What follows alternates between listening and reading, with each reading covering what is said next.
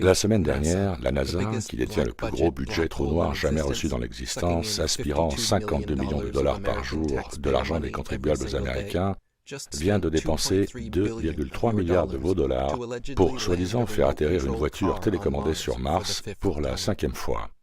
Oui, cette charade aux multimilliards de dollars d'un atterrissage sur Mars a lieu depuis 1976. Et grâce à la crédulité et au non-questionnement des masses, captivées et dupées par ces ridicules performances hollywoodiennes, ils continueront très probablement pendant des décennies à venir. Pour commencer, la petite lumière circulaire rougeâtre dans le ciel appelée Mars n'est pas une terre ferme sphérique à des millions de kilomètres permettant de faire atterrir un rover. Toutes les soi-disant planètes étaient connues des anciens sous le nom d'étoiles vagabondes, car elles diffèrent des étoiles fixes uniquement par leur déplacement relatif. Pour eux, les étoiles n'étaient pas des mondes sphériques à des millions de kilomètres ou des soleils à des milliards de kilomètres de distance, comme nous en avons été convaincus par un véritable lavage de cerveau. Les étoiles ont toujours été et sont encore aujourd'hui tout simplement des luminaires, des lumières immatérielles dans le ciel à plusieurs milliers de kilomètres et non pas à des millions de kilomètres qui se déplacent autour et au-dessus de la Terre. Les magiciens maçonniques de la NASA et des autres agences spatiales mondiales utilisent nombre d'acteurs notes et de ruses hollywoodiennes, comme les écrans verts, les câbles, les harnais, et des quantités infinies d'images CGI, et qui, par le biais de livres et de programmes pseudo-scientifiques, des médias et de l'éducation publique, des universités et de la propagande gouvernementale, ont systématiquement endoctriné le monde entier à croire en ce qui n'est rien d'autre qu'un scénario élaboré de science-fiction. Comme vous pouvez clairement le constater par vous-même avec quelques recherches, un télescope ou une caméra à zoom élevé et un esprit ouvert et perspicace, qui en fait vous permettra de déterminer ce qu'est un CGI de ce qui n'est pas une image générée par ordinateur. Et il est évident que cette lumière dans le ciel, connue sous le nom de Mars, n'est pas une planète déserte de science-fiction à des millions de kilomètres de distance. Les images CGI d'un monde sphérique que la NASA nous montre ne sont clairement et certainement pas des photographies, et ne ressemblent en rien à Mars tel qu'on le voit à travers un télescope. Entre-temps, les photographies actuelles de la NASA, provenant soi-disant d'un autre monde complètement différent, ressemblent exactement à celles provenant de l'île de Devon au Canada, avec une teinte rougeâtre ajoutée en post-traitement. Il n'y a rien qui est montré par la NASA dans leurs photographies de Mars qui ne peut pas être facilement simulé sur Terre.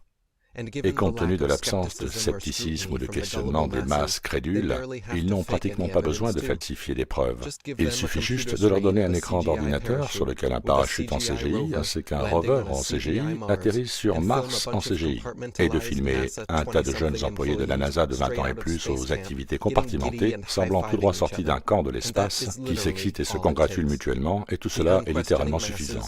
Les masses qui ne questionnent jamais rien croient maintenant fermement que la NASA a débarqué sa 5e voiture télécommandée à des dizaines de millions de kilomètres et qu'elles en reçoivent les images par l'Internet. Oui, sans blague. Comment pensez-vous que la NASA envoie et reçoit toutes les données à destination et en provenance de cette voiture télécommandée? Ils disposent apparemment d'une technologie Internet si puissante et si rapide qu'ils peuvent faire fonctionner un véhicule télécommandé distant de plusieurs dizaines de millions de kilomètres. Le public dispose-t-il d'une preuve quelconque que cette technologie existe réellement? Bien sûr que non. Et ce n'est pas nécessaire. Encore une fois, parce que les masses endoctrinées par la science-fiction sont si éblouies par les prêtres pseudo-scientifiques de la NASA qu'ils n'exigent rien comme preuve ou indice.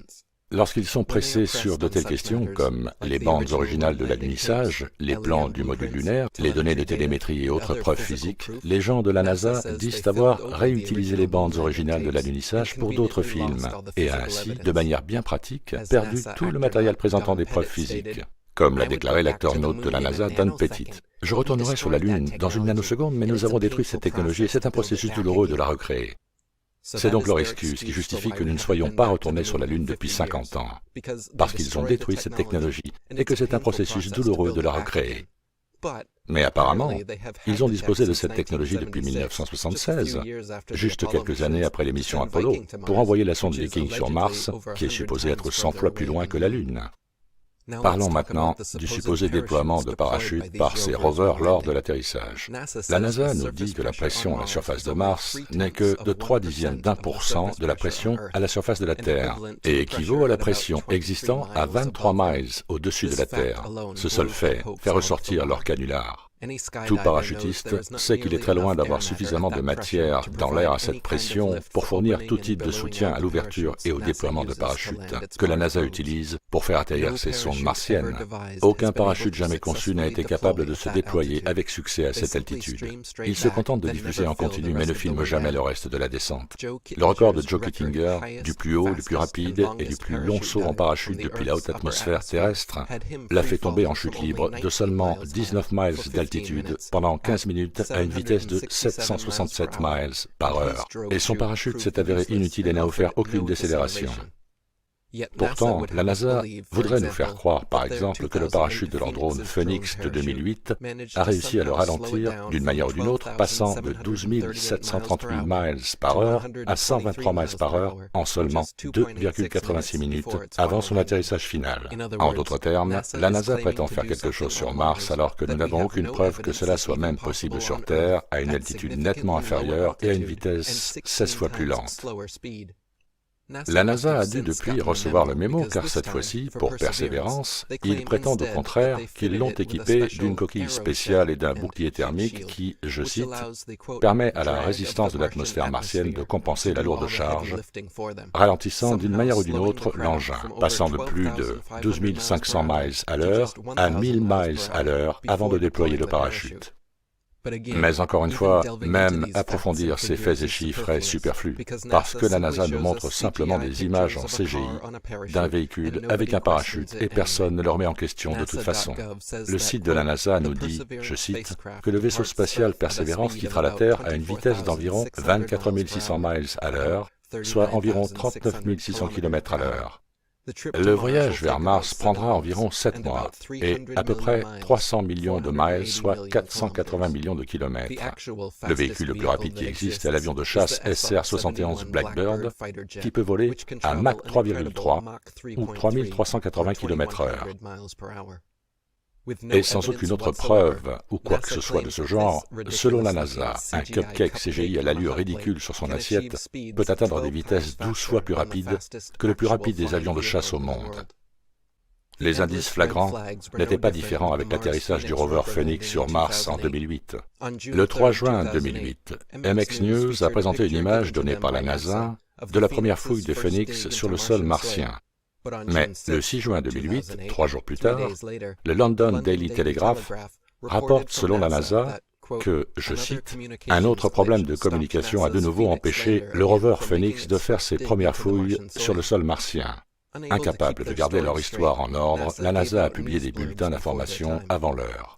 Puis nous avons l'image photographique numéro 89662759 prise par le bras robotique du rover Phoenix à 14h39-37 heure standard lunaire et l'image numéro 89662868 prise à 14h41-23 heure standard lunaire seulement 2 minutes et 46 secondes plus tard. Il y a sur la première image une vis desserrée tombée visible à côté du pied du rover qui disparaît avant que la deuxième photo soit prise. La NASA elle-même a revendiqué que le bras du robot n'a pas touché le sol martien jusqu'au jour suivant. Ils ne peuvent donc pas prétendre l'avoir déplacé eux-mêmes. Et l'arrangement du sol avec son sable et ses roches reste exactement le même, donc l'argument d'un vent fort ne tient pas. Donc, qui a ramassé la vis? Il est plus que probable qu'un machiniste observateur bien intentionné l'a ramassé entre les prises de vue. À l'époque du Mars Spirit Rover, la NASA s'est également mélangé les pinceaux en changeant la plaque commémorative de Columbia, présentée juste quelques secondes avant son lancement, par une autre complètement différente, alors qu'il est censé être sur Mars. Tous ces exemples sont des preuves tangibles que la NASA falsifie ses supposés atterrissages sur Mars, mais encore une fois, sans esprit critique et une population informée, nous continuerons à être dupés encore et encore par ces simulacres médiatiques.